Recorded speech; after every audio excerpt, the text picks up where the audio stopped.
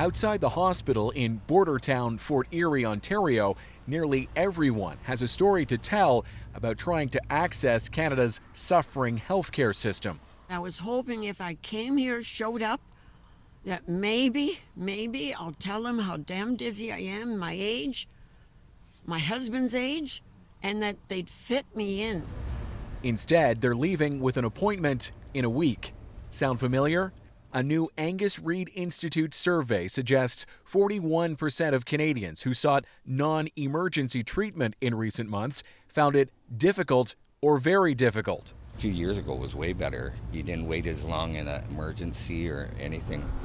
The scene in Fort Erie, a reflection of trouble across Canada, with an aging population and a hospital facing such a dire staffing crunch, its urgent care center earlier this year had to temporarily close.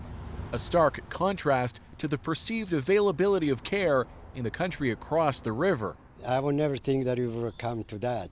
20, 30 years ago when we say, oh, in the States, my God, if you get sick there, you're dead.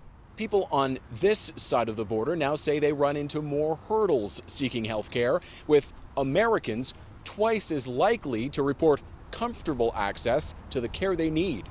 People always will say, well, it has to do with the fact that Americans are paying for their care and Canadians don't.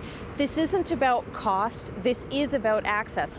Although private U.S. healthcare typically ensures greater access for those with a greater income, this research finds in Canada, too, lower wage earners report bigger barriers. Canadians need to get loud. They need to speak to their politicians. They need to get them to the table with all of us. Healthcare access affects everyone.